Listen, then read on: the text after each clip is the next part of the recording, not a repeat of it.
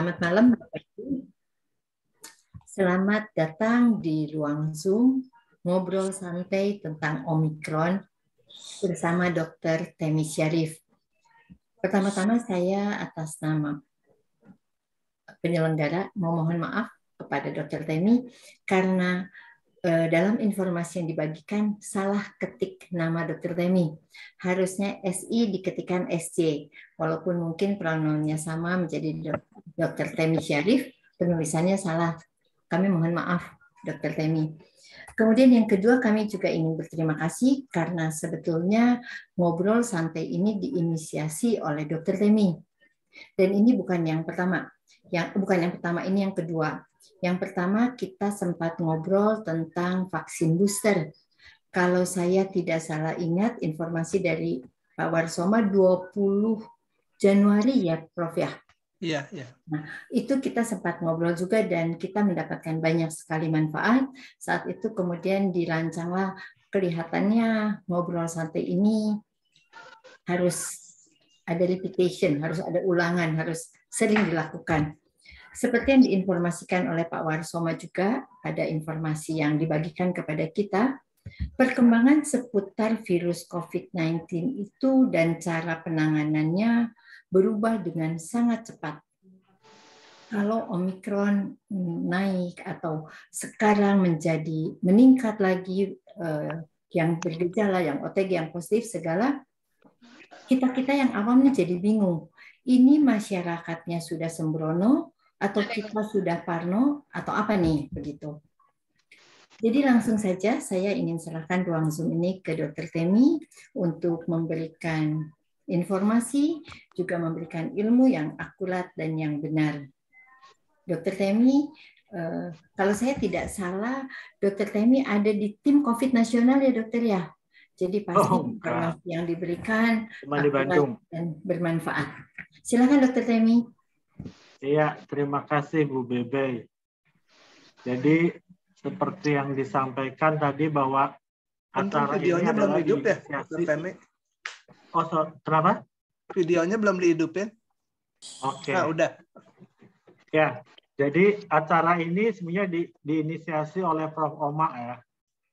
Jadi Prof. Oma ini yang hampir setiap hari ngejar-ngejar saya untuk memberikan informasi yang terbaru tentang COVID-19 ini. Oke, jadi kita sekarang cuma ngobrol santai ya. Artinya apa? Kita nggak terlalu serius, nggak perlu serius. Dan seperti juga halnya pada waktu kita menghadapi virus Omikron ini ya. Jadi kita nggak perlu serius banget gitu, karena memang saat ini suasananya sudah berbeda dengan pada waktu bulan Juni-Juli yang lalu. Bulan Juni-Juli lalu itu kita berhadapan dengan sesuatu yang tegang banget gitu ya. Setiap hari kita dengar ambulan lewat gitu ya. Setiap hari pasti dengar orang yang meninggal banyak dan sebagainya. Sekarang memang jumlahnya banyak, tapi ternyata ya santai-santai aja ya. Oke, saya akan coba share screen untuk bisa memperjelas pembicaraan kita pada malam hari ini. Sudah terlihat belum ya? Sudah. Ya, oke ya. Jadi saya akan mulai dulu dengan Omikron. Apa sih Omikron itu? Gitu ya. Oke. Kok nggak bisa ya? Nah, jadi virus itu sifat daripada virus itu selalu seperti manusia. Dia ingin selalu mempertahankan eksistensinya, ingin mempertahankan hidupnya. Makin digencet, dia makin makin berusaha untuk hidup. Terus itu sifat daripada virus. Kayak manusia juga, kalau manusia ditekan, maka manusia akan lebih lebih ganas dan sebagainya. Nah, itu karena apa? Karena seluruh makhluk hidup itu mempunyai keinginan supaya untuk dia bisa bertahan hidup. Nah, kalau dalam virus itu perubahannya itu yang disebut sebagai varian. Nah, jadi virus COVID ini sampai sekarang ini sudah berubah variannya, artinya berubah bentuknya itu dari mula-mula alfa, beta, terus sampai ke yang sekarang ini adalah Omikron. Ini adalah penamaan menggunakan bahasa Latin Yunani ya. Jadi menggunakannya itu semua alfa, beta, gamma. Nah, ini sekarang kita berada pada Omikron. Ini urutan ke berapa? 1, 2, 3, 4, 5, 6, 7, 8, 9, 10, 11, 12. Ini urutan ke-13 ya. Jadi memang tidak ada yang Nu dan Z ini tidak dipergunakan. Mengapa? Itu karena kemungkinan karena masalah bahasa saja. Ya, jadi langsung ke Omikron. Nanti kalau ada varian baru, nah nanti tinggal huruf sehabis Omikron itu apa. Nah itu, jadi ini penamaan dulu. Jadi kalau ditanya, Omikron ini sekarang ini sudah ke yang berapa gitu ya. Ini kita bisa bayangkan ya, dari awal itu sampai ke sini berarti sudah ada beberapa kali perubahan bentuk. Nah, yang paling heboh itu sebetulnya adalah beta. Beta ini adalah yang pertama kali ditemukan. Bukan sebetulnya ini juga beta ini juga varian dari sebelumnya. Ya. Nah, cuman yang paling dikenal saat ini adalah beta dan delta. Delta ini yang perubahan yang terjadi pada bulan Juli Agustus yang lalu. Ini yang katanya paling ganas gitu ya. Nah, kemudian dia sudah berubah bentuk terus sampai sekarang ke Omikron. Jadi kalau ditanya sudah berapa kali virus ini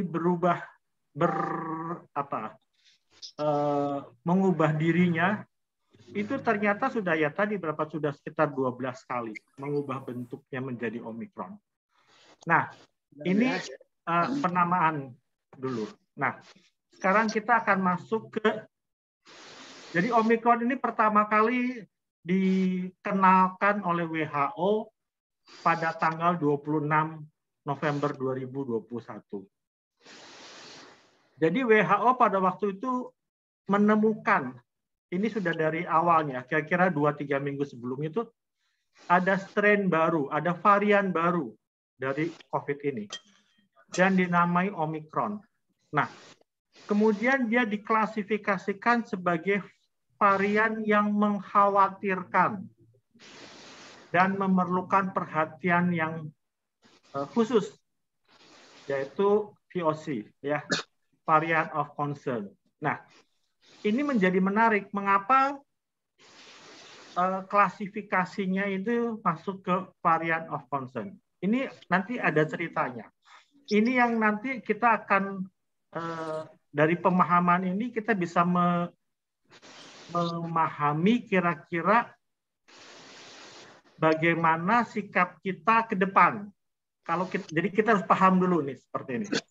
Nah, pada masa pandemi seperti ini, maka setiap kemunculan varian baru itu selalu harus dipantau dengan ketat.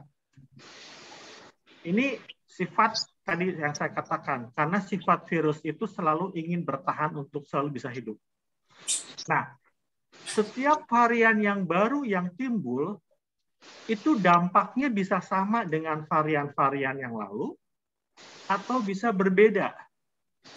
Nah, berbeda ini juga macam-macam.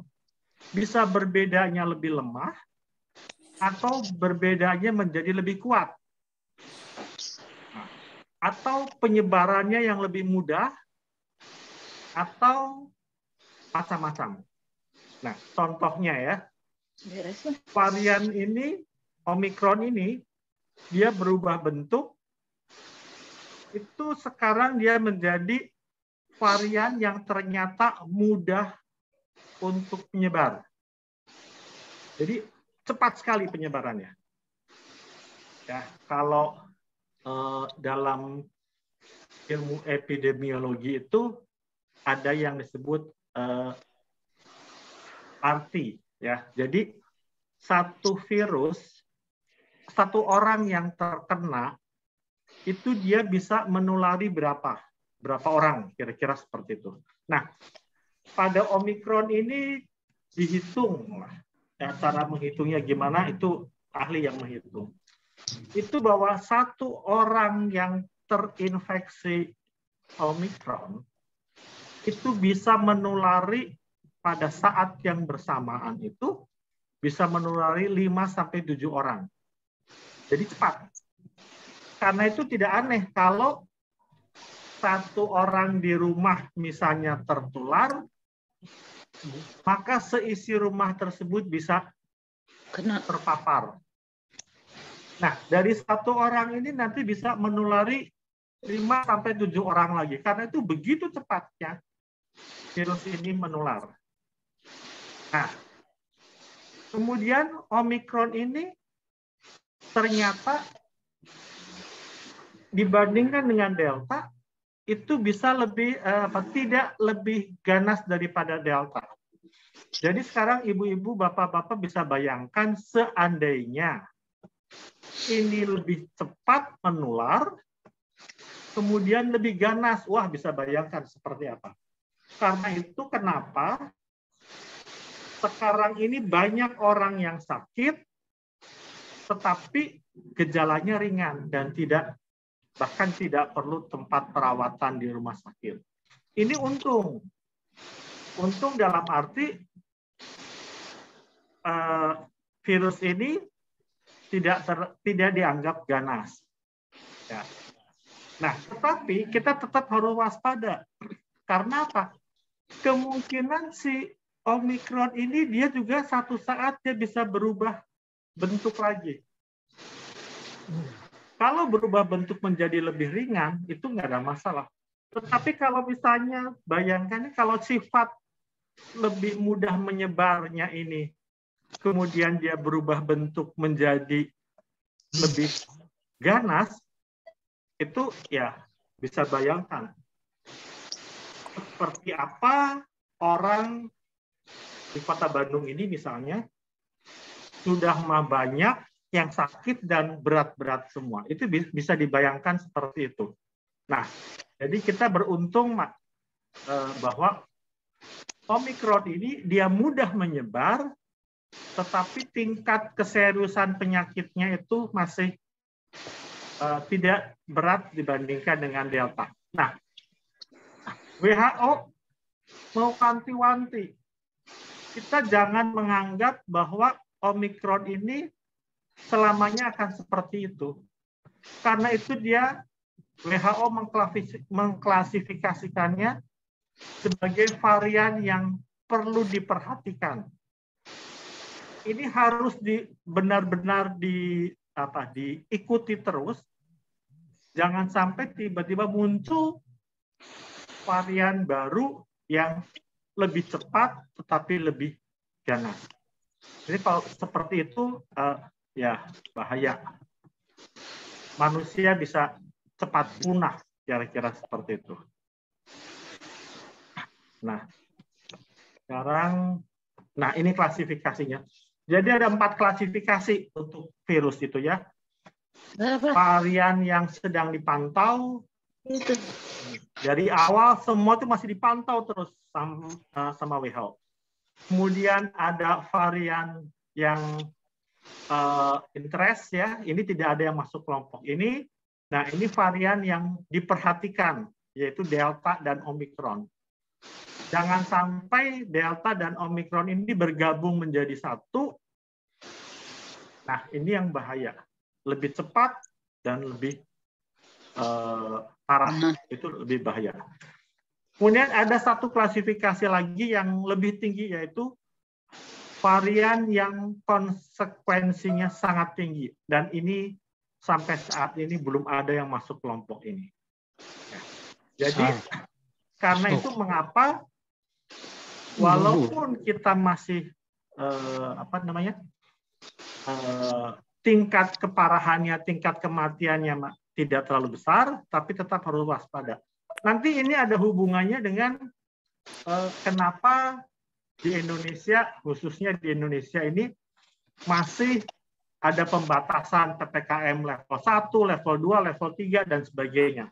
Itu nanti kita akan, untuk bisa memahami itu, kita harus tahu dulu mengapa Delta dan Omicron ini masuk ke dalam kelompok atau klasifikasi varian of concern.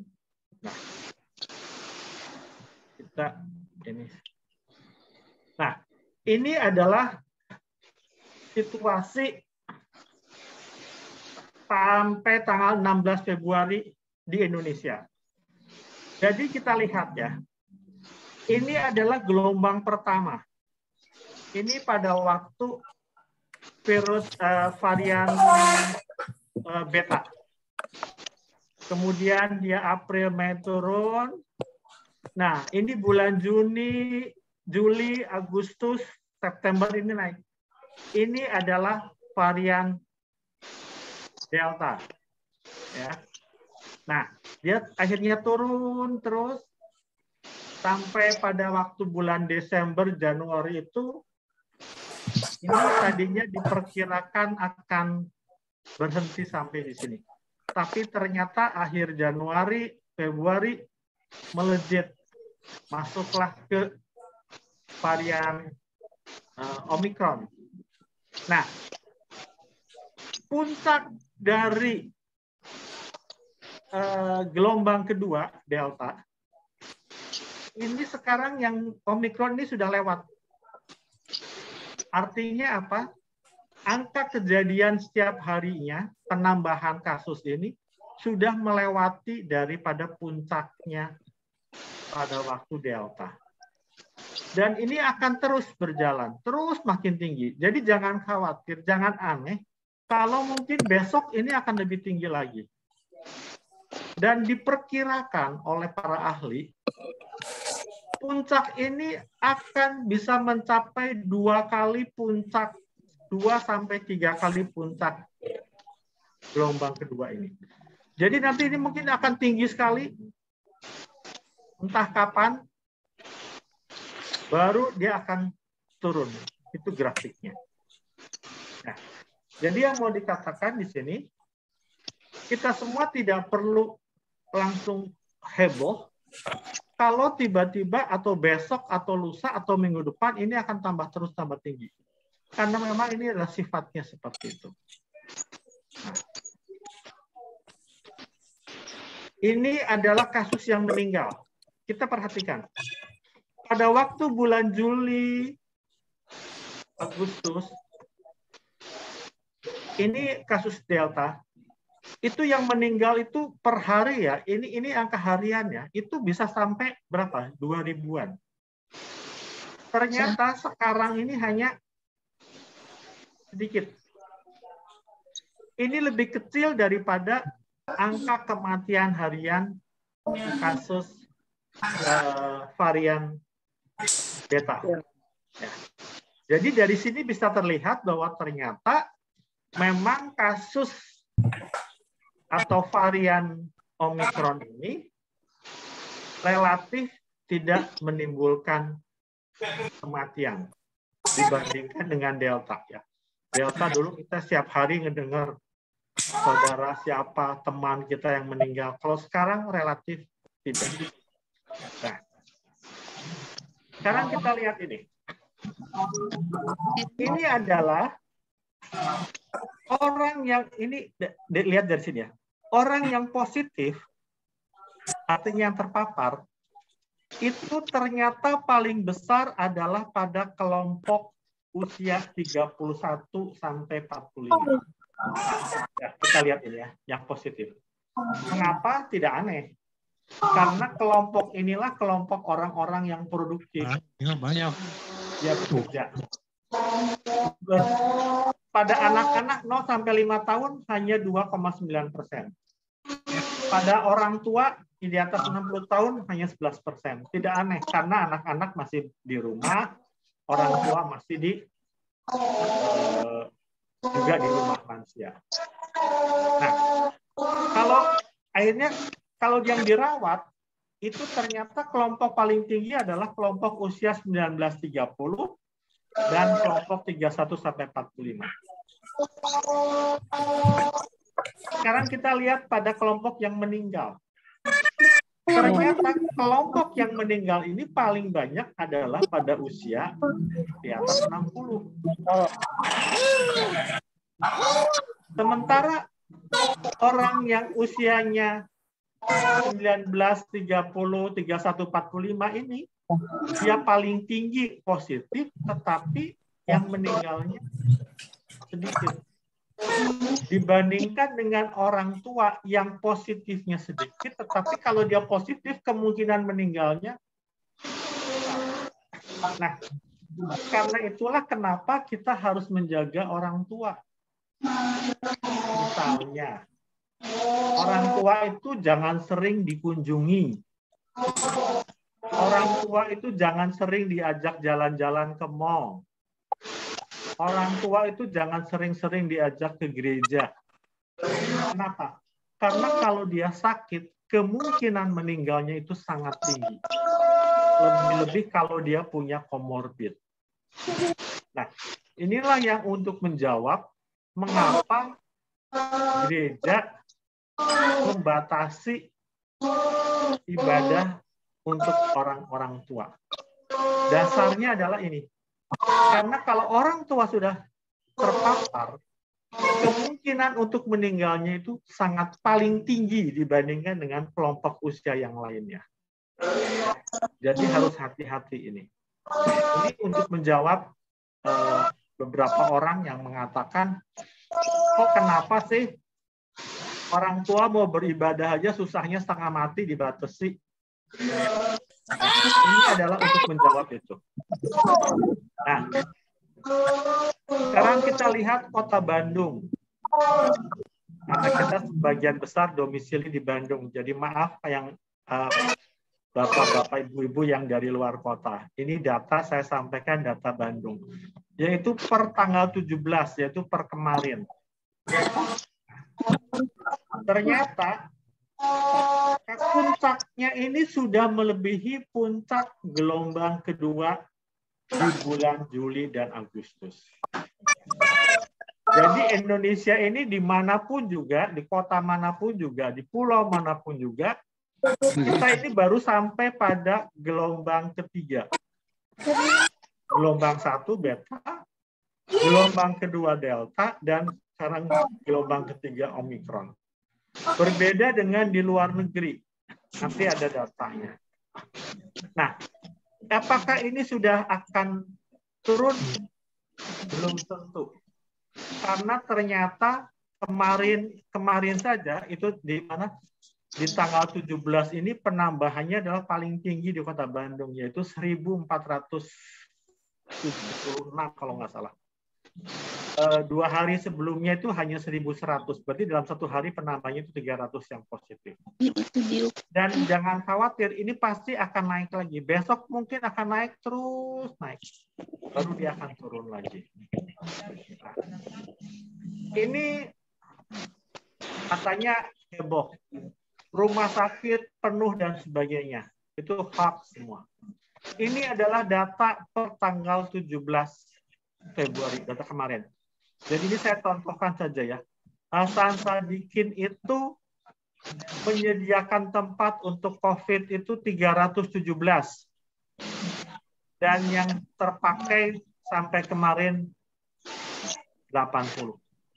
Jadi di jumlah-jumlah itu rumah sakit di Kota Bandung seluruhnya itu ada 1.558 tempat tidur, dan yang baru terisi 602. Jadi kurang lebih 38%. Dan hampir setiap hari itu ada penambahan terus tempat tidur yang disediakan. Jadi artinya apa? Jangan mudah terkena hoax bahwa kemarin 2-3 hari yang lalu itu saya rame bertanya. Rame orang yang pada bertanya ke WA saya, betulkah bahwa rumah sakit Boromius sekarang penuh? Coba kita lihat Boromius berapa. Boromius dia menyediakan 163 tempat. ternyata baru terisi 46. Jadi artinya itu kabar-kabar hoax. Ya. Jadi jangan mudah terprovokasi oleh hal-hal seperti itu. Ini data ini setiap hari saya terima ini. Ini setiap 17 nanti tanggal 18 ada lagi. Jadi Kota Bandung ini tingkat keterisiannya masih 38,64%. Kebun Jati lumayan. Coba pasien COVID. Dokter Temi, bisa tolong di-cut sedikit sebentar, Dokter Temi. Bapak Ya. Ibu, tolong karena hostnya tidak ini, Bapak Ibu yang mic-nya masih dalam kondisi on, tolong di-off-kan supaya tidak noise dan tidak mengganggu Bapak Ibu suara Dokter Temi. Terima kasih Bapak Ibu. Maaf Dokter Temi di-cut di tengah pembicaraan. Terima kasih Dokter. Ya, saya lanjutkan ya. Nah, ini adalah untuk angka dunia. Ternyata kalau tadi Indonesia itu baru mengalami 3 gelombang. Ternyata dunia ini sudah mengalami 4 gelombang. Ya, ini gelombang 1, gelombang kedua, gelombang ketiga, ini gelombang keempat. Dan ternyata memang jelas terlihat bahwa gelombang ke Omikron ini lebih tinggi daripada gelombang-gelombang yang lainnya. Nah, ini secara dunia ya, artinya seluruh dunia. Itu ternyata kalau kita lihat statistik secara dunia, ini gelombang Omikron ini sudah mencapai puncaknya dan dia sekarang sudah mulai turun. Berbeda dengan halnya dengan di Indonesia. Indonesia ini masih naik, belum turun. Nah, karena itu, mengapa di beberapa negara itu sudah mulai bebas, mereka sudah pada nggak pakai masker, mereka sudah mengatakan pandemi selesai dan sebagainya, tetapi belum dengan di Indonesia. Kenapa? Karena secara dunia itu sudah mulai turun. Artinya ada beberapa negara yang memang sudah mulai turun. Nanti akan saya tunjukkan. Berbeda dengan Indonesia. Indonesia ini masih naik. Nah, kita lihat ini. Nah, ini adalah Indonesia. Indonesia ini gelombang pertama, ini gelombang kedua, ini gelombang ketiga, ini masih naik ini. Puncaknya ini masih belum ada tanda-tanda penurunan. Karena itu kita jangan membandingkan Indonesia dengan Amerika misalnya. Oh, di Amerika udah bebas ya di sana. Udah boleh lepas masker, udah tidak ada lagi ada KLKB periksa PCR misalnya seperti itu. Karena ternyata berbeda. Ya, jadi kita jangan melihat dunia luar tanpa kita melihat data. Itu yang mau saya tekankan. Ini seperti ini, ya. Nah, biasa orang gembar-gembor, wah ini ada permainan PCR, mencari keuntungan di PCR dan sebagainya. Tidak, karena memang kenyataannya seperti itu. Nah, ini contohnya India. India ini dulu naiknya luar biasa. Kalau kita ingat, di Indonesia itu bulan Juli Agustus meningkat, di India kan ini kan yang waktu itu akibat ada perayaan keagamaan di Sungai Gangga itu kan, dia puncaknya luar biasa. Dan ternyata pada waktu masuk ke Omikron, India juga mengalami puncak, tapi tidak lebih tinggi daripada ini. Dan ternyata India sekarang sudah mulai menurun. Nggak aneh kalau sekarang India sudah menganggap dirinya bebas dari pandemi. Karena apa? Penurunannya itu paling tinggi India. Ya. Jadi angka harian India itu sudah sangat relatif sudah rendah. Nah, saya ingin menunjukkan lagi ini. Ini berita tanggal 17 kemarin. Bebas dari COVID-19. Jerman, Swiss, Austria cabut hampir semua perbatasan. Artinya apa? Mereka menganggap baik-baik. Selamat tinggal dengan COVID. untuk negara-negara tersebut. Sekarang kita lihat bagaimana datanya. Betul nggak mereka layak atau tidak kalau mereka BB? Ternyata Austria itu dia sudah mulai menunjukkan penurunan. Ya nggak aneh kalau mereka sudah lepas daripada pandemi. Kita lihat Jerman. Jerman juga udah mulai turun. Puncak tinggi udah mulai turun. Swiss turun. Jadi tidak aneh kalau negara-negara yang mereka sudah menyatakan dirinya bebas dari COVID, COVID sudah dianggap seperti flu biasa dan sebagainya, itu mereka karena apa? Negara ini udah mulai turun. Tapi tadi kita lihat Indonesia itu belum ada tanda-tanda penurunan, masih tinggi. Ya, karena itu tolonglah jangan meminta kepada pemerintah untuk minta bebas, PPKM tidak ada, dan sebagainya. Ini kita harus tahu dasarnya mengapa pemerintah masih menetapkan PPKM level 1, level 2, level 3, dan sebagainya. Karena data. Nah, sekarang saya mau menunjukkan tentang vaksin. Ini adalah data pada bulan 9. 2021 September. Ini data Indonesia ya. Jadi pada waktu puncak-puncaknya kan di bulan Agustus. Ternyata 94 pasien yang meninggal karena COVID ternyata belum divaksin. Kemudian sekarang ini adalah data yang kemarin 16 Februari 2022. Kemenkes mencatat 68% pasien COVID meninggal karena belum divaksin. Artinya apa? Artinya adalah betapa pentingnya vaksin itu. Betapa pentingnya vaksin itu. Pertanyaannya, seberapa pentingkah vaksin itu buat kita? Seberapa pentingkah vaksin itu melindungi kita?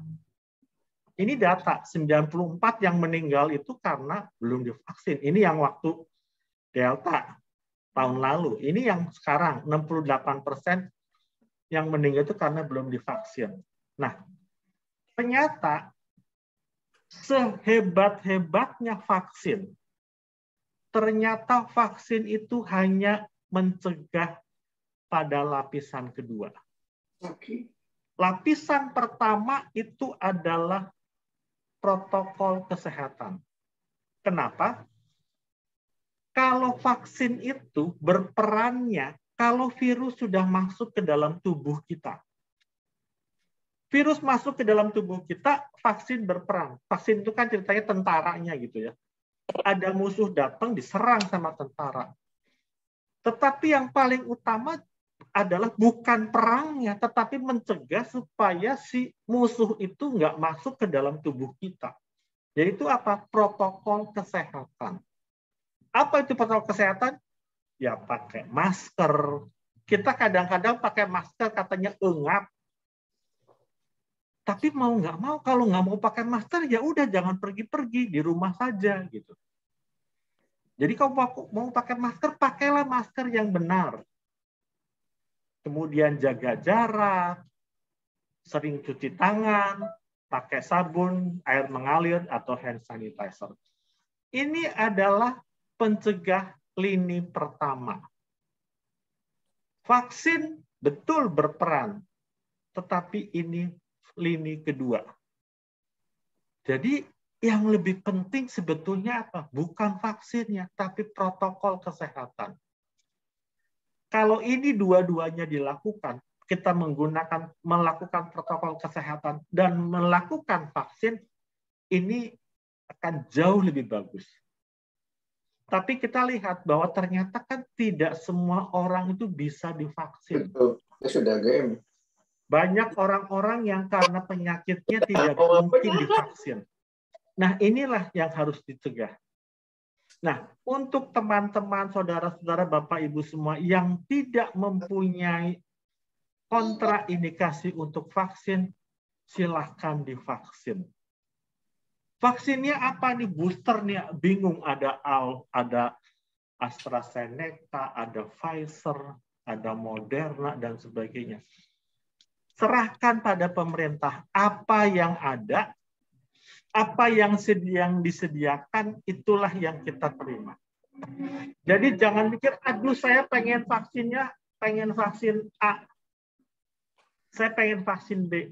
Semua vaksin itu punya kelemahan dan keunggulan. Tapi ingat, lebih baik divaksin dengan menggunakan vaksin yang menurut kita tidak bagus, bukan tidak bagus ya, kita tidak mau, daripada sama sekali kita tidak divaksin. Jadi mumpung ada kesempatan divaksin, vaksinlah sekarang untuk booster. Karena apa? Ternyata vaksin itu memang sampai saat ini antibodi yang ditimbulkan itu hanya baru sekitar sampai 6 bulan. Ya, karena itu kita harus perhatikan kalau yang sudah lewat dari 6 bulan dari vaksin kedua, tolonglah divaksin. Jangan menunggu, wah saya pengennya Pfizer misalnya, oh saya pengennya Moderna. Apa yang ada itu yang kita ambil. Karena kesempatan ini yang harus kita ambil. Barangkali ini yang terakhir. Terima kasih buat perhatiannya. Semoga ini bisa bermanfaat buat kita. Saya kembalikan ke Bu Berlin. Udah habis.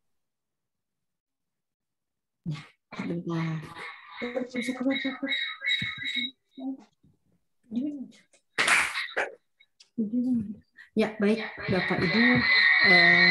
Penjelasan Dr. Penny pasti menolong kepada kita. Kita akan buka sesi tanya jawab. Tapi sebelumnya saya bisa minta tolong Pak Matius untuk di-mute dulu sebentar supaya suara yang masuk nanti tidak berbentrokan untuk ada yang pertanyaan. Baik Bapak Ibu, kita akan buka sesi pertanyaan. Mungkin supaya agak tertib aja sedikit, itu yang pertama. Kemudian yang kedua, supaya ketika pertanyaannya tidak diulang, supaya Dr. Temi nggak pusing menjawab pertanyaan yang sama, begitu. Kita akan buka sesi untuk 3 penanya, begitu ya Dok ya? Ya, silakan. Ya, untuk yang pertama mungkin Pak Warsoma bisa tolong bacakan pertanyaan yang ada di chat supaya itu pasti lebih dulu bertanya karena ketika bergulir pembicaraan ada pertanyaan. Oke, mungkin saya enggak terlalu urut ya karena mengamatinya juga kadang-kadang kelewat. Saya bacakan dulu pertanyaan Pak Kunjaya. Ini Dok mau tanya, Omikron memang tidak terlalu mematikan, tapi bagaimana efek jangka panjangnya? Apakah bisa merusak ginjal atau pankreas misalnya? Ya, terima kasih Pak Kun. Ini yang ngebacainnya kenapa Prof. Amma bukan Berlina ini? Saya tidak buka chatnya Dok, sorry Dok. Ya, jadi Pak Kunjaya, jadi sebetulnya sampai saat ini Dia moderator, jadi perekam atau itunya dia pegang alat. Sampai saat ini kita tidak pernah atau belum punya data efek jangka panjang dari akibat dari COVID. Yang sudah ada itu sekarang adalah apa yang disebut sebagai COVID persistent atau long COVID ya. Jadi long COVID itu orang yang sudah sembuh dari COVID tetapi efeknya masih terasa. Itu kebanyakan itu adalah akibat dari kerusakan di paru-parunya. Jadi misalnya jadi agak sesek dan sebagainya. Kalau ditanyakan bagaimana efek jangka panjang ke ginjal atau ke pankreas, sampai saat ini belum ada datanya. Karena kita masih baru berapa ya, sekitar 1 tahun ya, 1 sampai 2 tahun COVID ini. Jadi kita belum punya data jangka panjangnya seperti apa. Apakah akan menyebabkan kerusakan ginjal 5-6 tahun kemudian, kita belum ada data. Yang sudah ada data saat ini adalah itu yang disebut sebagai long COVID yang kena ke paru-paru karena terjadi fibrosis, pengerasan di paru-paru, itu yang menyebabkan biasanya orangnya bisa sesak. Seperti itu Pak Kun. Pak Kunjaya sudah. Kalau sudah ini ada yang angkat tangan, Pak Warsoma. Silakan Pak Warsoma mau bertanya. Adakah lagi? Silakan angkat tangan supaya bisa terlihat. Oke, udah boleh mulai tanya ya. Cuma satu, tolong Pak Warsoma bantu saya. Cuma ada satu yang angkat tangan, Pak Warsoma sajakah? Sini mau sebentar ya rasanya. Oh, ini ada satu dok dari Devina. Dok mau tanya, penyebaran Omikron itu bisa lewat barangkah? Ini pertanyaan dari Devina, dari Ibu Devina, tapi karena Pak Warsoma sudah angkat tangan dulu, silakan Pak Warsoma. Itu aja Bu Devina dulu, Pak. Oke. Nggak apa-apa. Oke, jadi buat Bu Devina, terima kasih. Jadi Omikron ini sama seperti virus lainnya. Jadi penularannya itu bisa dua macam. Penularan secara langsung itu lewat pembicaraan itu ya, droplet. Dan yang kedua adalah secara tidak langsung. Tidak langsung itu yang misalnya orang mengandung virus Omikron, kemudian dia berbicara, itu percikan ludahnya nempel di meja misalnya, kemudian itu ada orang lain kemudian dia mengelap atau kena percikan ludah tersebut, kemudian dia ucik-ucik mata, ucik-ucik hidung, virusnya bisa masuk. Jadi sama seperti virus-virus yang lain. Jadi bisa lewat langsung, bisa lewat tidak langsung penyebarannya. Ya.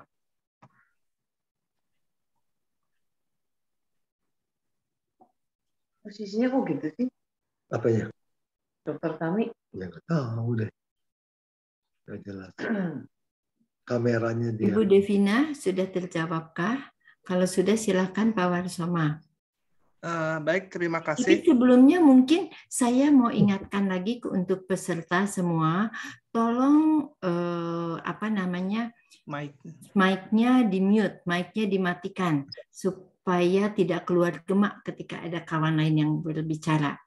Terima kasih, khususnya ini kepada Pak Mateus yang masih terbuka. Oh ya. Ya, tolong dilakukan Pak. Terima kasih. Sudah tutup. Ya, Pak Warsoma. Oh, oke. Terima kasih Bu Berlina dan Dr. Temi. Saya mau menanyakan yang awam-awam saja.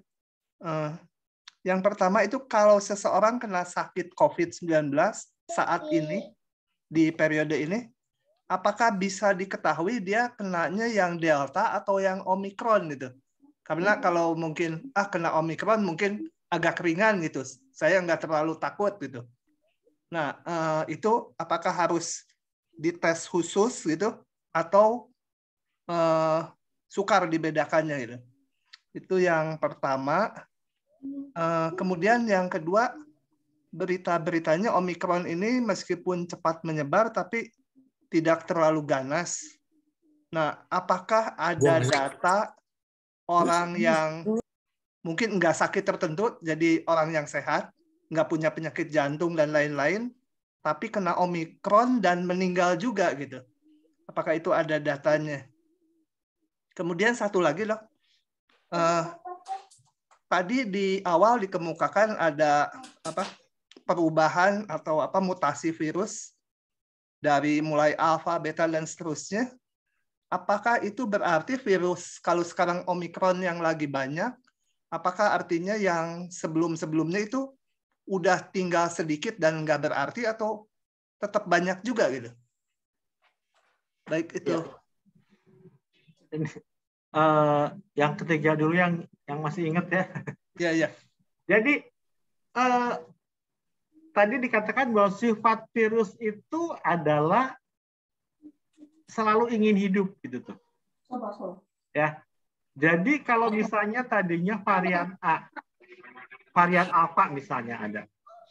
kemudian dia karena obat atau karena sesuatu sebab si virus ini tidak bisa tumbuh lagi atau kemungkinan tumbuhnya kecil, maka dia akan bermutasi menjadi yang beta misalnya, ya kan? Nah, lalu bagaimana dengan yang alfanya ini masih ada atau enggak gitu kan? Bisa masih ada, bisa sudah tidak ada. Kalau yang sudah tidak ada karena dia sudah tidak punya kesempatan untuk hidup gitu tuh. Lama-lama punah, kira-kira seperti itu. Ya, tapi ada beberapa yang masih bisa survive, masih bisa hidup. Dan biasanya masih bisa hidup ini dia bisa tetap seperti si alfa atau dia bisa juga bermutasi dengan virus-virus lain. Karena itu biasanya sangat mungkin saja bahwa virus itu pada satu keadaan, pada satu masa, itu bisa mungkin saja bisa ada 2 atau 3 varian yang hidup berdampingan. Seperti itu. Kemudian tadi pertanyaan yang lainnya apa ya? Apakah ada orang yang sehat, artinya nggak punya bawaan penyakit apapun, kena Omikron ini, tapi tetap juga meninggal gitu? Oh, ada. Jadi gini, virus itu kalau dia sudah masuk ke dalam tubuh kita, ya. Jadi ceritanya kalau ada musuh masuk ke dalam tubuh kita nih, siapa yang menang? Tubuhnya atau virusnya yang menang? Itu tergantung dari daya tahan tubuh kita. Karena virus itu tidak bisa dimatikan dengan antibiotik, dengan obat-obatan. Jadi virus itu hanya bisa dimusnahkan, katakanlah, dilawan dengan daya tahan tubuh kita. Nah, kalau daya tahan tubuh kita lemah, walaupun kita tidak punya penyakit apa-apa, ya kemungkinan meninggal itu bisa. Nah, yang menjadi permasalahan sekarang adalah itu yang kita kenal dengan badai sitokin. Jadi pada waktu si virus itu masuk ke dalam tubuh kita, kemudian tentara di dalam tubuh kita itu perang, ya, tentaranya udah banyak, perang. Nah, sama saja kan kalau lagi perang itu kan kadang-kadang tentara itu kan nembaknya kan kemana-mana kan. Nggak tahu ternyata yang ditembak itu adalah bukan musuh semuanya, tapi tubuh kita juga ditembak. Artinya apa? Sel-sel yang sehat itu juga kena tembak. Itulah yang disebut sebagai badai sitokin.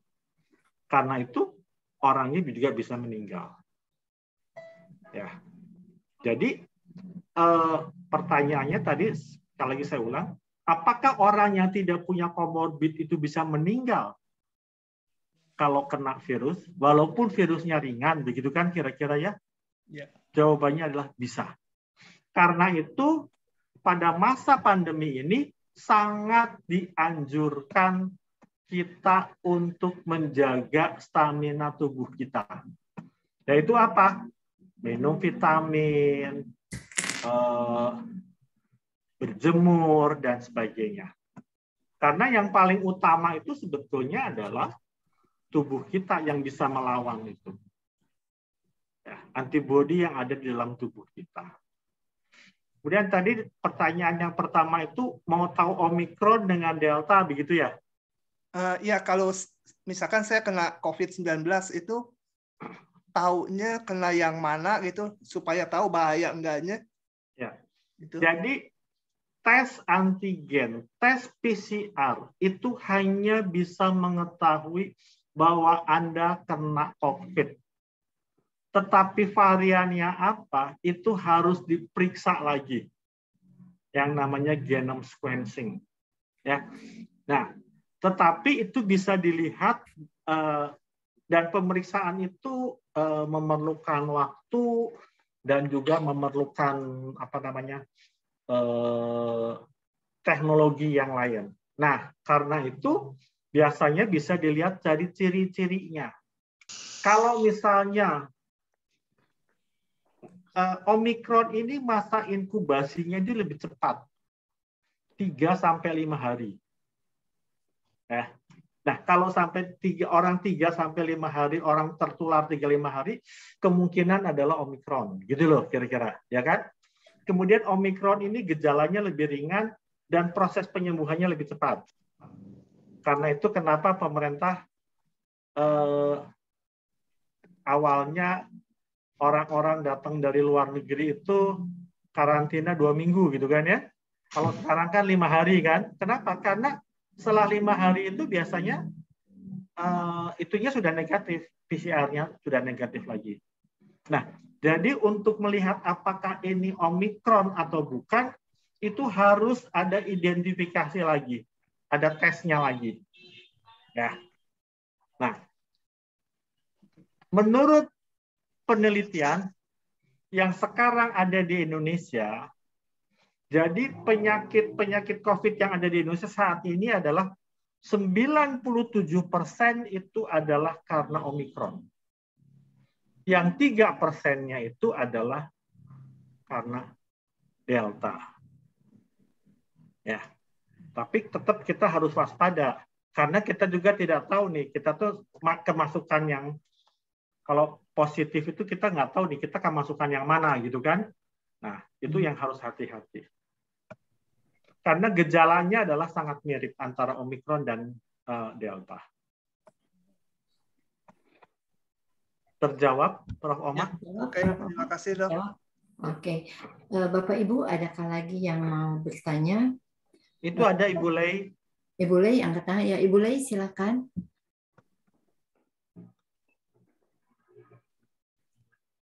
Itu di chat ya? Oh, di chat ya, saya bacakan chatnya.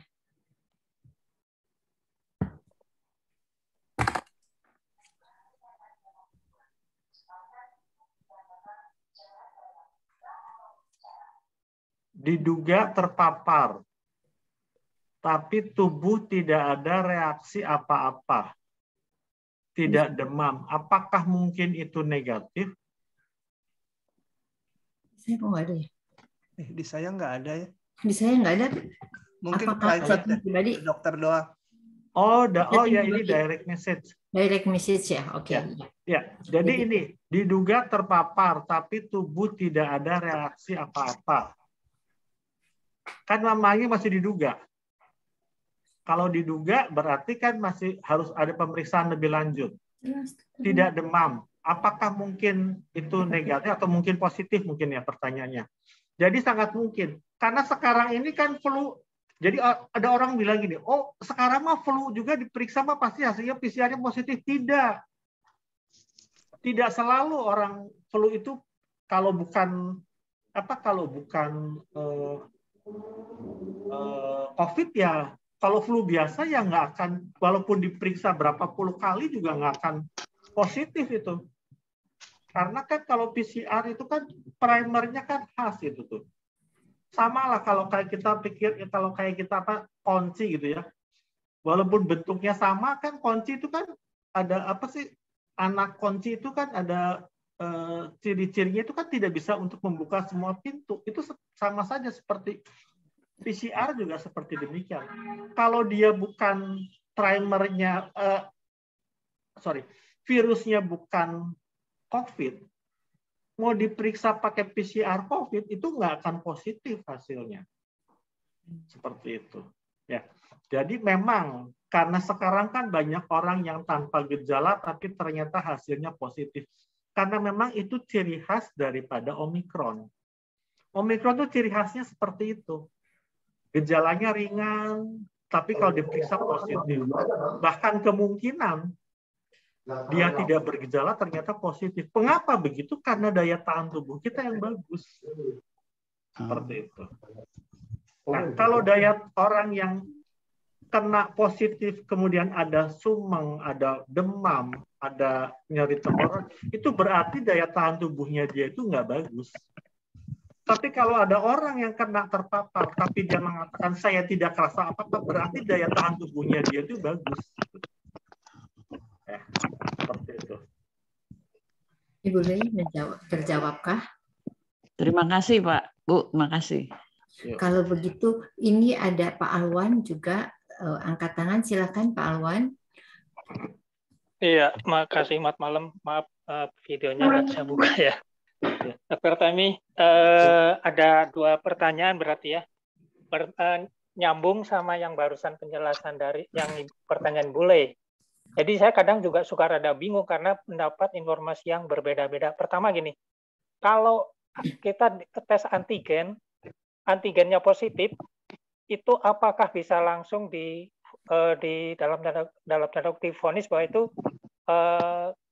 PCR-nya bukan PCR-nya pasti COVID positif ya, itu berarti PCR-nya positif. Karena apa saya bertanya ini? Saya bingung karena saya pernah bertanya di satu lembaga yang ngetes itu, si itunya ngejawabnya membingung. Jadi saya bingung dengan apa yang saya tahu gitu. Dia dengan sangat yakinnya, Pak ini udah pasti kalau antigennya pasti Bapak positif, misalkan seperti itu. Nah yang keduanya itu pernah dengar juga informasi yang katanya ada memang yang tes antigen khusus COVID. Jadi kalau antigennya di tes antigennya positif pasti COVID seperti itu. Ya, itu satu pertanyaan yang berkaitan. Nah yang keduanya selama ini kan kita selalu mendapatkan kabar berita dari sana sini ya Pak ya, terutama video-video seperti itu. Ya kalau dari video-video yang turun mau udahlah diabaikan ya Pak ya. Tapi ini kan kadang kita mendengar dari video-video orang-orang yang dalam tanda kutip bisa kita, ya maksudnya kita juga bisa kita percaya. Misalkan ada videonya Dr. Tirta, terus ada lagi videonya Dr. Supadi, mantan Menteri Kesehatan, yang dia mengatakan, ngapain sih kita takut-takut sama Omikron? Bebasin aja, biasain aja. Nah, seperti itu kan banyak video yang seperti itu. Nah, itu gimana Pak tanggapan Dr. Temi? Makasih. Ya. Jadi yang pertama, apakah kalau tes antigen positif itu pasti Omikron atau COVID gitu ya? Di dunia ini tidak ada yang 100% pasti, kecuali Tuhan. Artinya apa? Tes antigen itu hanya mempunyai angka kepositifannya itu sekitar 87%. Nah, karena itulah kenapa kalau sudah antigen positif dianjurkan untuk PCR. Karena PCR itu kepositifannya itu 98%. Artinya apa? Masih ada 2% yang kemungkinan tidak tepat. Ya. Kalau dibilang, kalau gitu buat apa dong periksa PCR? Kalau ternyata juga masih begitu. Tapi kita ngelihat, ya sekali lagi saya katakan bahwa itu hanya 2%. Kalau 2% itu kecil banget gitu. Kalau dalam satu dunia statistik itu 2% itu kecil banget, bisa diabaikan. Kira-kira seperti itu, Pak Alwan. Ya. Jadi kalau ditanya apakah kalau tes PCR antigen positif itu pasti COVID, 87% positif. Kalau tes PCR positif artinya apa? 98% positif. Seperti itu membacanya. Nah, kemudian tanya, oh, Omikron itu bahaya atau tidak?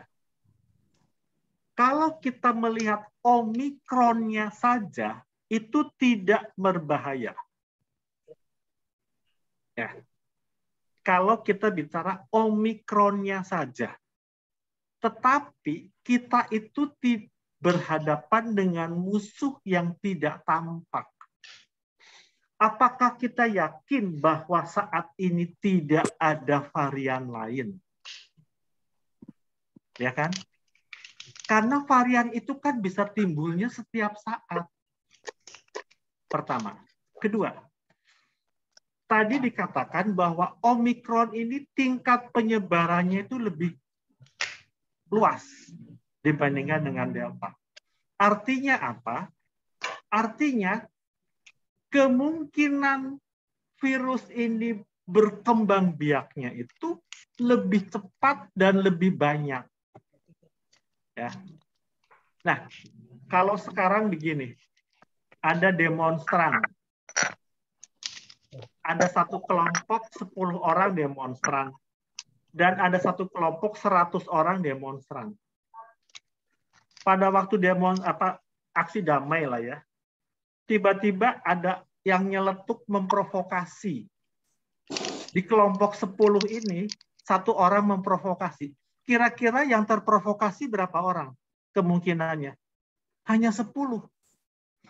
Tetapi kalau di kelompok yang 100 orang, ada satu orang yang memprovokasi, maka yang terprovokasi itu 99 orang. Artinya apa? Apabila Omikron ini kan lebih besar nih, lebih banyak kemungkinan orang tertularnya. Apabila kemudian terjadi satu mutasi saja, maka berarti dia sudah bisa langsung menularkan ke, kalau tadi kan satu orang itu Omikron kan bisa 5 sampai 7 orang. Artinya kalau saya nih terkena Omikron yang bermutasi, kemudian saya menulari, itu saya hanya bisa menulari 5 sampai 7 orang itu yang termutasi. Artinya apa? Kalau kita melihat Omikronnya saja memang tidak berbahaya, tapi kita tuh berhadapan dengan musuh yang tidak tampak, yang tidak tahu apakah si Omikron ini sudah bermutasi atau belum. Karena itu kita tetap waspada. Nah, seperti itu. Barangkali bisa menjawab nggak, Pak Alwan? Iya, boleh nambah dikit, Bu Berlina. Oke, mungkin jelas, cukup jelas ya Pak. Cuman jadi saya ingin mastiin lagi aja. Tadi yang pertama, kalau misalkan antigen kita positif, artinya masih ada kemungkinan 13% yang bahwa itu bukan COVID ya Pak. Karena tadi kan Pak Temi bilangnya kan 87%. Tapi kalau misalnya kita PCR, artinya kita ada kemungkinan 2% bukan COVID gitu kan? Iya, betul.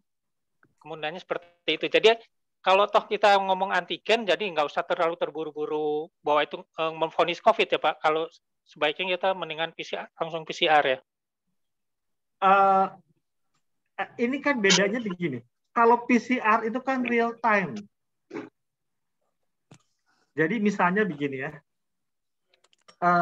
Saya terpapar dari Pak Alwan, ya, tertular dari Pak Alwan. Hari ini saya tertular, ada virusnya masuk ke dalam tubuh saya. Kalau saya dites PCR, itu masih belum positif.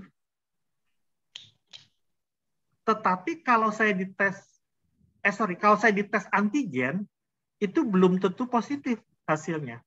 Tetapi kalau saya dites PCR, sangat mungkin sudah positif. Karena PCR itu real time. Begitu ada virus masuk, dia akan hasilnya positif. Tetapi kalau antigen itu tidak. Begitu masuk itu antigennya belum keluar. Keluarnya baru beberapa hari kemudian. Seperti itu Pak Alwan. Oke, kalau gitu Pak. Jelas, terima kasih banyak Pak. Jelas ya Pak Alwan ya. Oke, selanjutnya ini ada Pak Ridwan yang mengangkat tangan dan Pak Warsoma, lalu ada satu chat Dr. Temi. Kita persilakan dulu Pak Ridwan ya Pak. Silakan Pak Ridwan. Baik, terima kasih Ibu Berlina. Pertanyaannya adalah, kita kadang-kadang dibingungkan antara pengumuman pemerintah, advis dokter, dan hasil dari PCR. Membingungkannya gimana? Umumnya prinsip utama dari puskesmas itu kalau sudah isoman 10 hari dianggap sudah beres, begitu ya. Jadi kadang-kadang mereka mengeluarkan yang disebut surat bebas pemantauan. Demikian juga dari pemerintah, sistem dari pemerintah, itu kalau lewat dari 10 hari, tadinya hitam berubah jadi hijau. Warnanya, bahwa hijau itu udah bebas kemana-mana, hitam itu harus di rumah. Tapi meskipun sudah dapat surat bebas pemantauan, dan status sudah hijau, kalau di PCR tetap masih positif. Ini kan real time. Ini kan juga secara sains bukti bahwa masih ada Omikron atau apalah COVID-19 ya. Nah ini sangat membingungkan buat kita yang awam. Mohon penjelasan dari Pak Dokter. Terima kasih. Ya, jadi begini Pak. PCR itu dia mendeteksi virus itu secara gelondongan. Ya. Nah,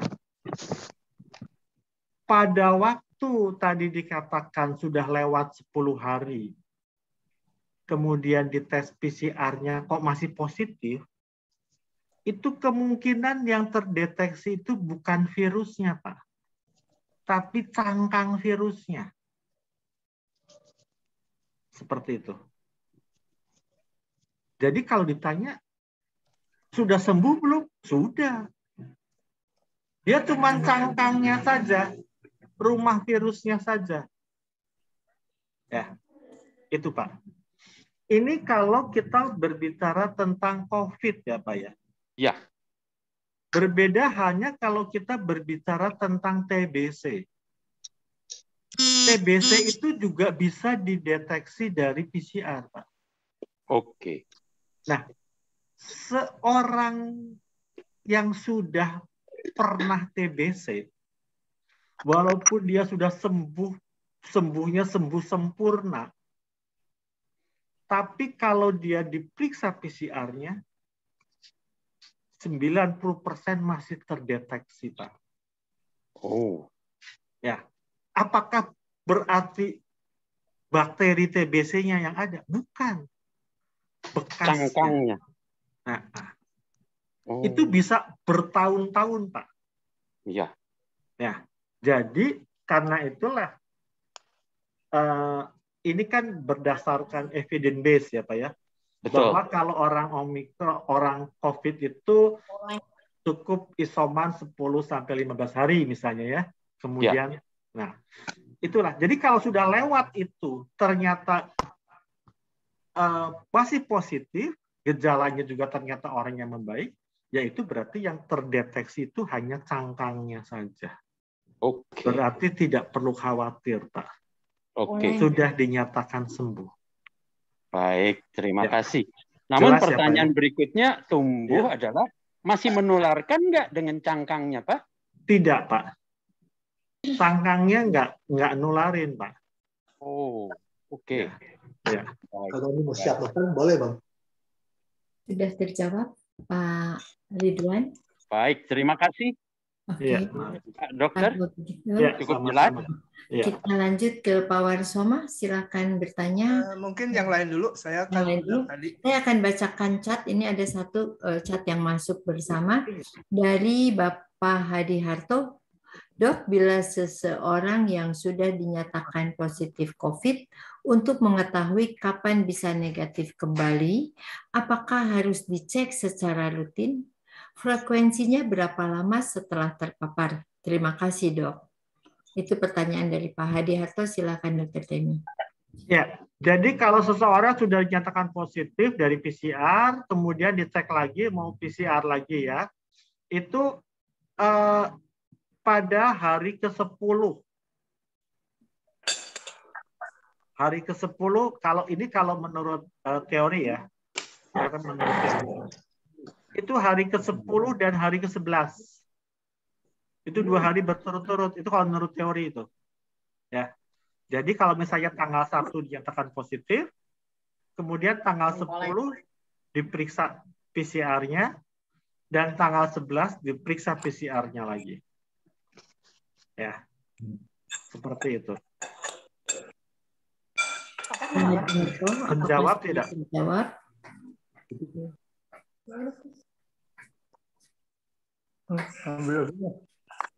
Sudah? Kalau belum ada respon, Pak Warsoma, apakah mau Pak Warsoma atau ini di chat ada satu lagi, Pak? Silakan, saya terakhir aja nanti. Oke, siap. Dokter Temi, ini ada pertanyaan dari Ibu Sri. Saya sudah positif dari PCR. Pertanyaan saya, tapi saya masih batuk-batuk kalau bicara.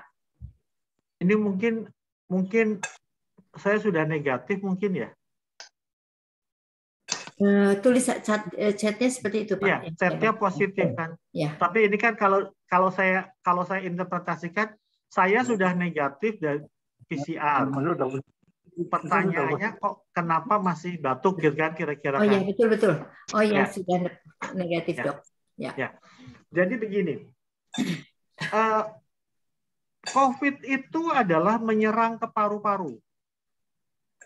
Ya, jadi endpoint-nya COVID itu adalah ke paru-paru. Nyerang paru-paru. Ciri khas bahwa COVID itu sudah masuk ke kan sebelum masuk paru-paru itu kan masuk dulu ke ini kan ke tenggorokan dulu ya, saluran nafas atas ya. Karena itu kenapa yang tadi saya katakan paling penting adalah mencegah virus itu masuk. Karena kalau dia sudah masuk, maka dia akan dengan sangat mudah masuk ke paru-paru.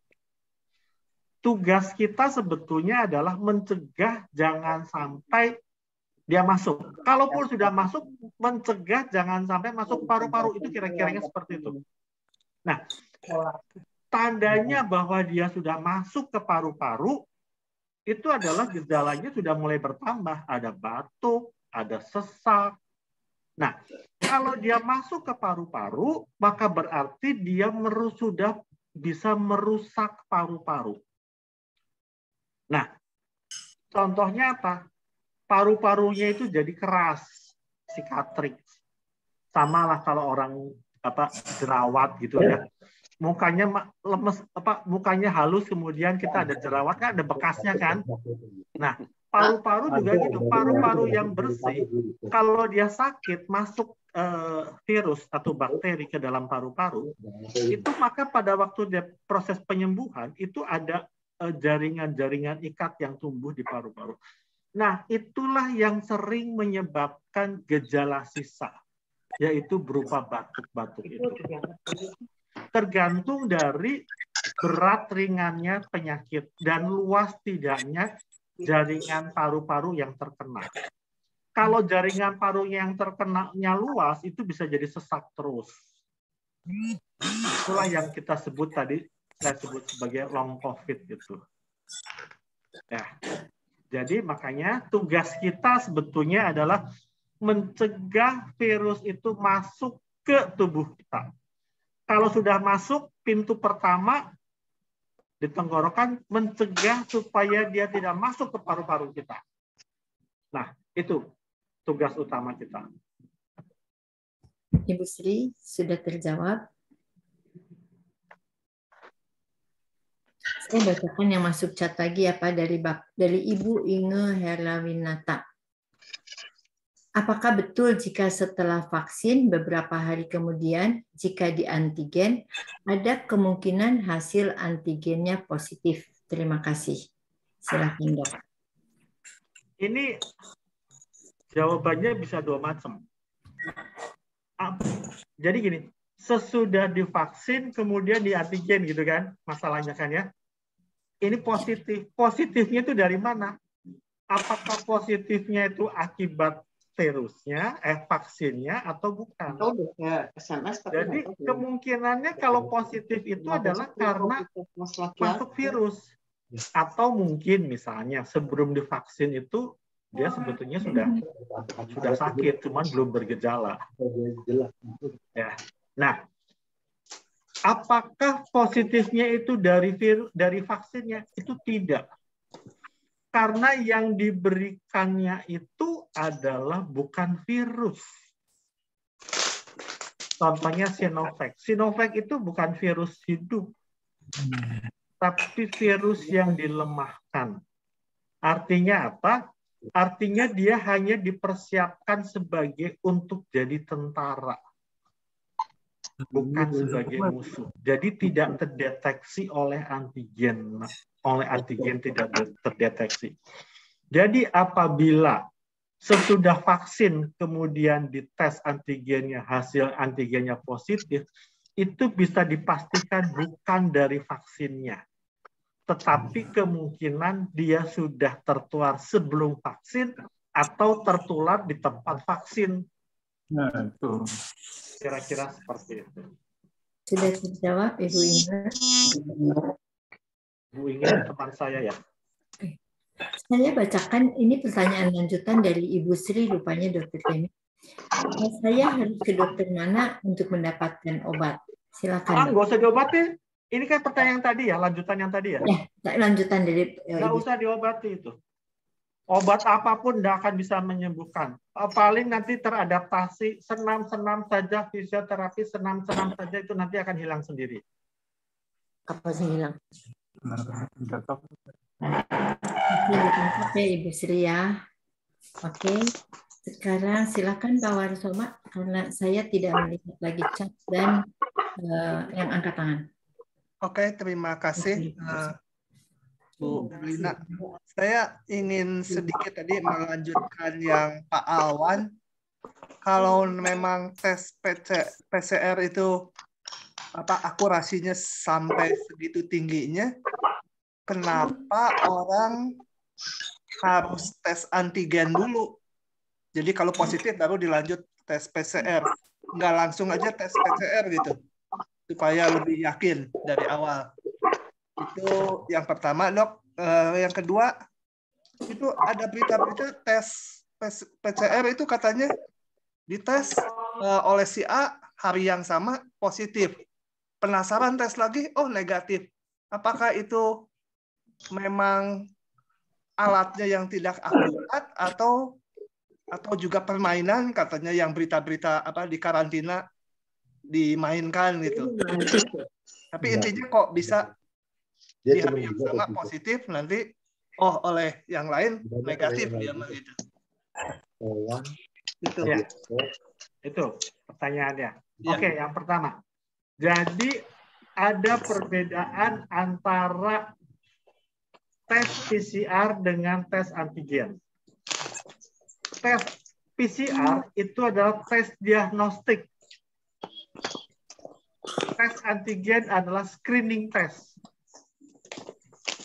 Jadi di screening dulu nih. Nah, tidak didiagnosa dulu, screening. Kalau hasil screeningnya positif, maka baru dilanjutkanlah ke PCR. Kalau gitu boleh nggak saya mau PCR saja? Langsung boleh.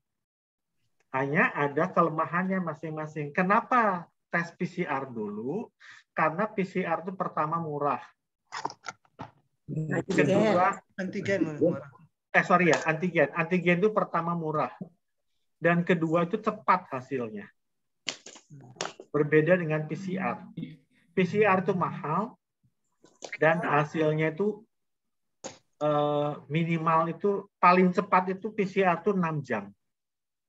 Ya, paling cepat itu hasilnya 6 jam.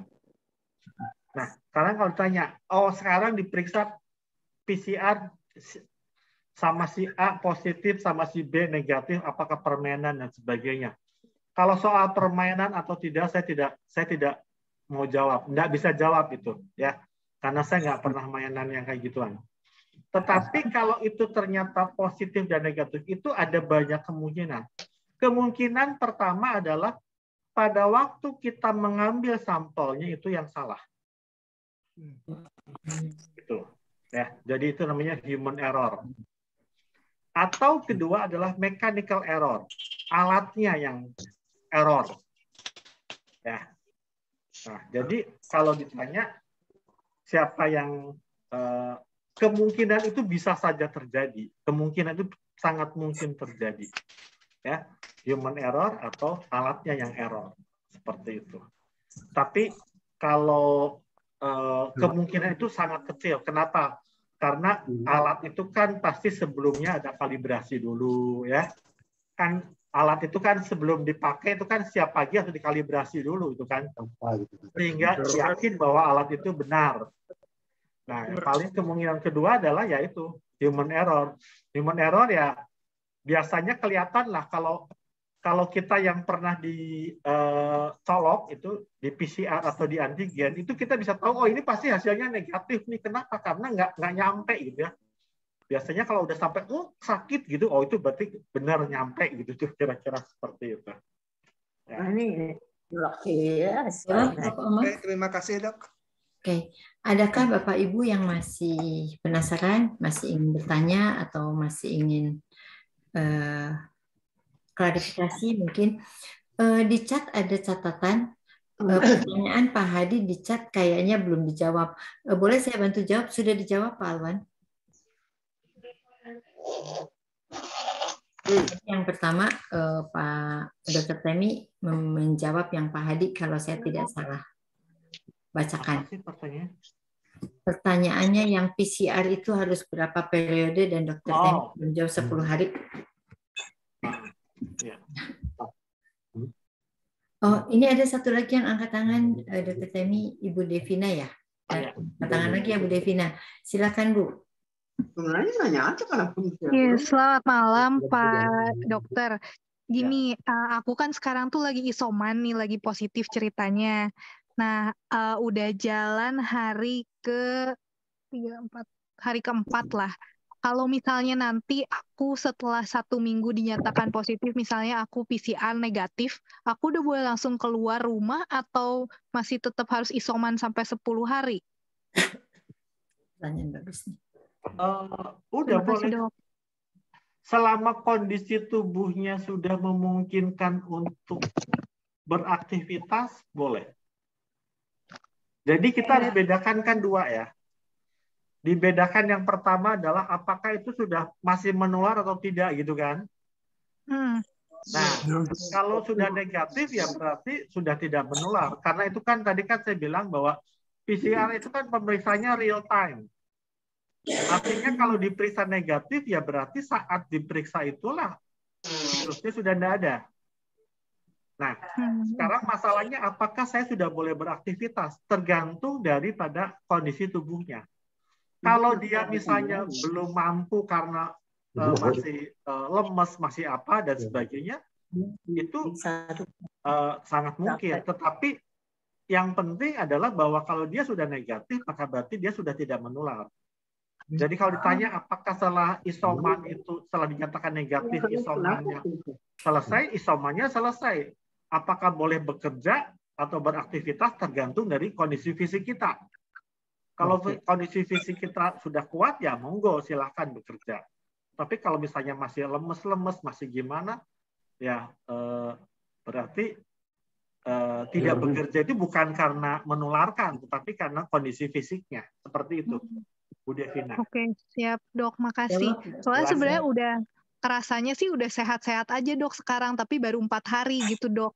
Jadi kayaknya mending jangan dulu ya, percuma PCR juga kayaknya bakal negatif ya dok ya.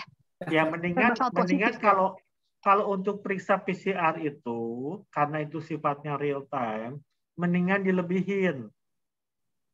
Oke. Ya kan, misalnya menurut itu kan hanya dari database saja ya bahwa itu 5 hari akan negatif misalnya. Tapi sebaiknya kita lebihkan saja, lebihkan 6 sampai 7 hari gitu supaya nggak bolak-balik periksanya.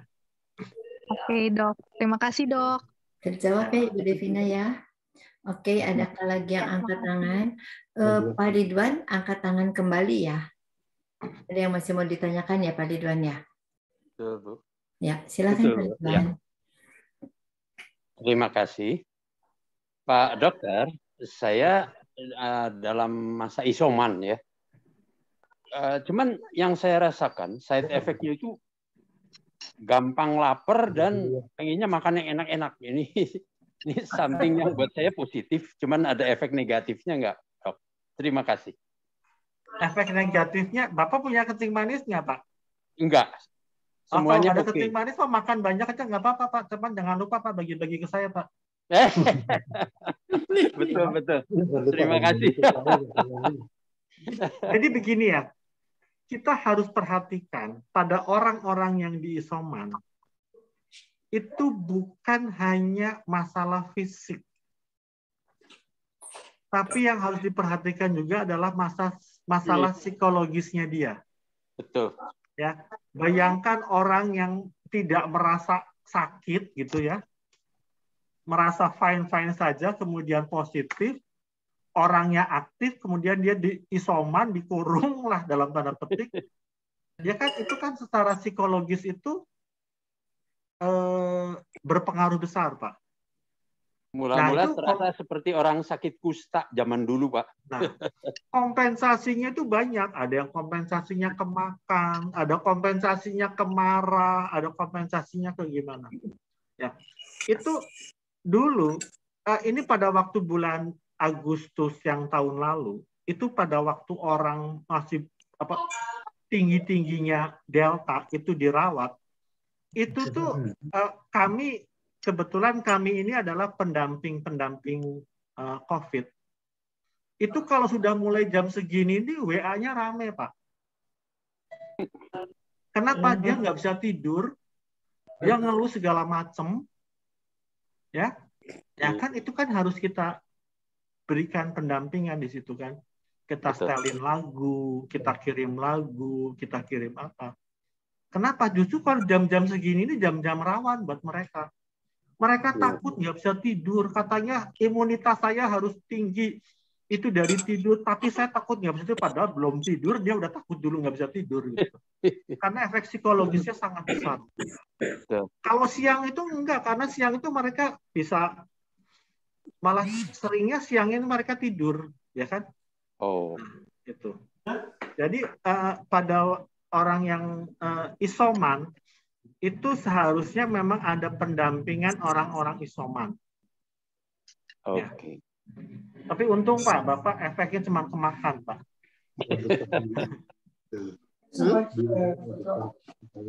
Baik, terjawab Pak Ridwan. Terima kasih. Dr. Temi. Dr. Temi, ada Bapak Mario Sulistian yang juga mengangkat tangan. Silakan Pak Mario. Mangga, silakan. Selamat malam dokter. Oh saya ya. Saya? Mario Sulistian. Iya, saya.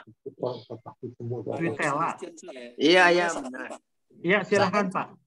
Saya cuma ingin tanya saja, kalau kita mau keluar kan harus pakai masker. Kalau kita tidak keluar di dalam rumah, apakah mesti pakai masker lagi? Satu. Lalu yang kedua, saya mau tahu saja, Dok. Katanya bahwa kita kan di sini sudah vaksin ketiga. Tapi apakah nanti yang keempat lagi? Karena ada teman yang bilang di Israel itu sudah, kalau ada teman yang mengatakan kalau di Israel itu sudah vaksin keempat. Apakah nanti kita sudah ketiga ini mau keempat lagi? Itu aja, Dok. Ya. Saya mau jawab yang pertama dulu ya Pak ya. Iya. Itu jadi kalau kita keluar itu memang kita harus pakai masker. Walaupun kita keluar itu cuman mau ambil kiriman Gojek, Gosen. Iya. Ya, jangan mentang-mentang loh saya keluarkan cuman sebentar, cuman ngambil doang 5 menit doang gitu tuh ya. Tapi tetap begitu kita keluar dari pintu rumah kita harus pakai masker. Karena apa? Kita yang tadi saya katakan, yang paling utama adalah mencegah supaya tidak masuk tertular virus ke dalam tubuh kita. Nah, sekarang kalau udah di rumah pakai masker atau enggak? Iya. Lihat-lihat orang rumahnya. Kalau Bapak sendirian di rumah ya enggak usah pakai masker, Pak. Itu. Ya kan, tapi kalau Bapak di rumah ada beberapa orang yang kebetulan sedang isoman, sebaiknya pakai masker, Pak. Nah, itu dengar tuh. Ya. Jadi kalau misalnya kan ada orang yang isoman di rumah kan ada ya, Pak ya? Ada. Nah, itu maka sebaiknya pakai masker. Iya. Terima kasih. Ya. Nah, kemudian tadi yang kedua, apakah kemungkinan ada vaksin keempat dan sebagainya? Sampai saat ini belum ada kebijakan dari pemerintah untuk melakukan vaksin keempat, Pak. Karena vaksin ketiga saja orang kita masih sekitar 26%, Pak. Masih sedikit, Pak. Bahkan jangankan vaksin ketiga, vaksin kedua saja masih ada yang belum divaksin, Pak.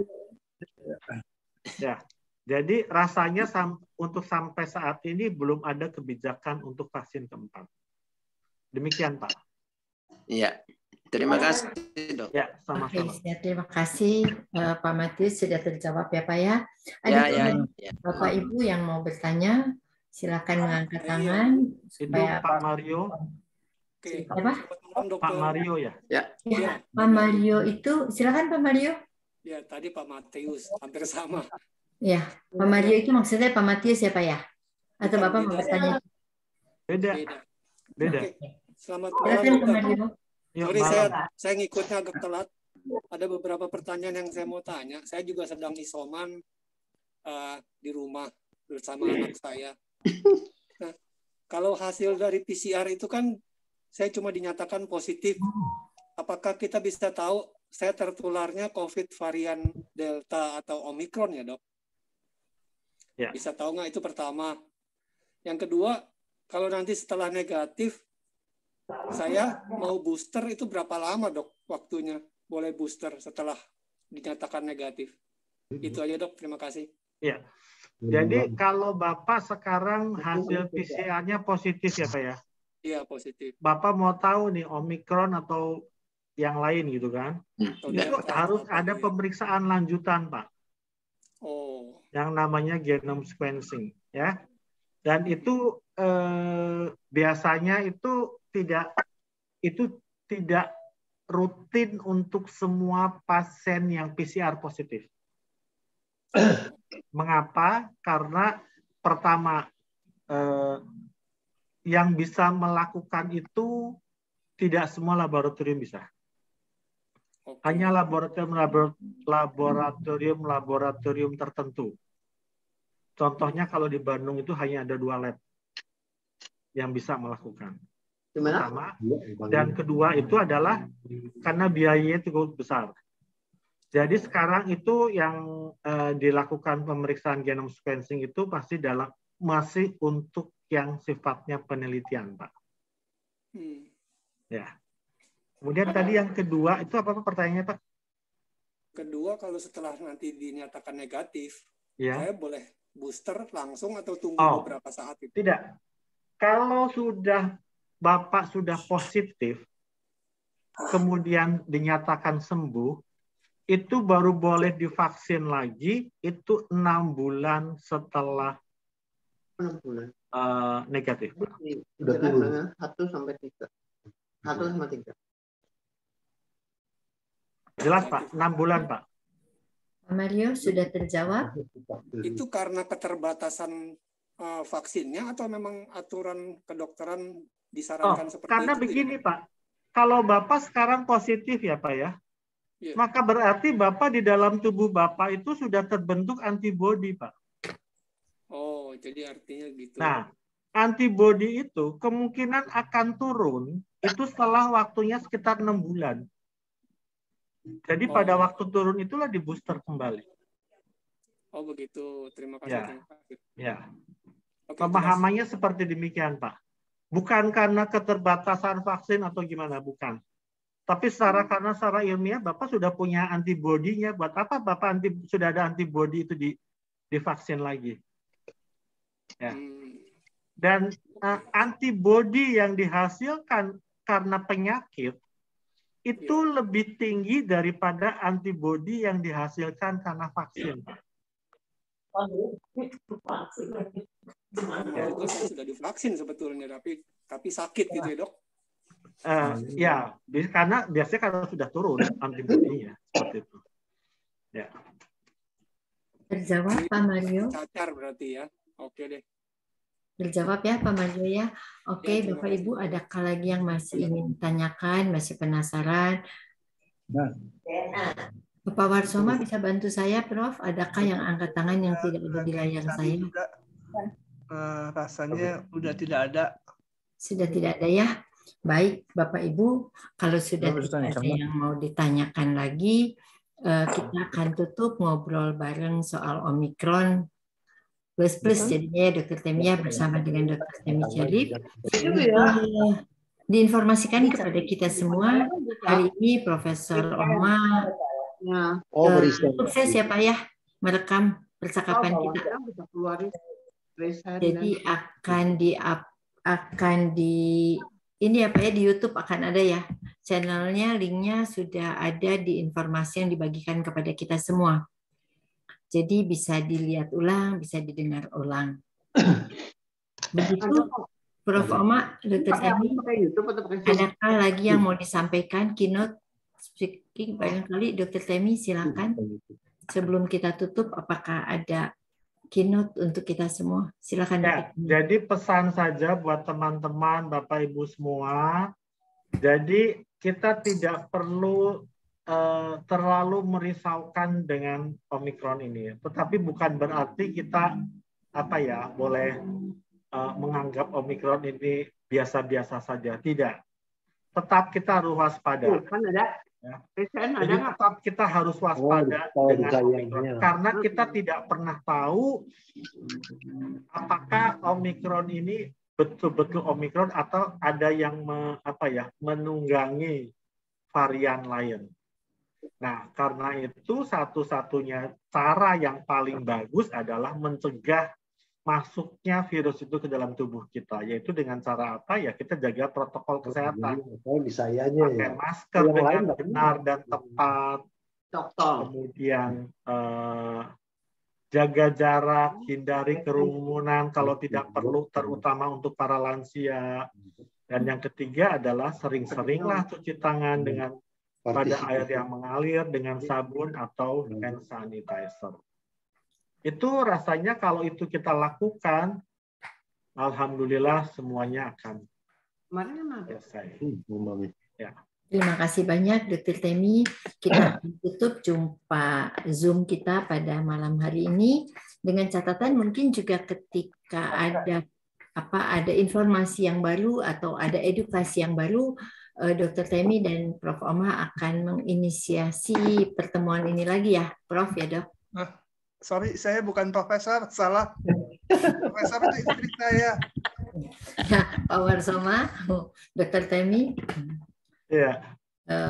Begitu ya, jadi kita kalau ada info baru atau ada edukasi yang baru, Dr. Temi tetap bersedia berbagi di sini dan Pak Warsoma tetap bersedia menginisiasi, memfasilitasi ngobrol santai lagi dengan seperti ini ya Dok ya Pak ya. Baik, selamat malam Bapak Ibu. Semoga semua ini bermanfaat bagi kita dan kita semakin patuh dengan protokol kesehatan.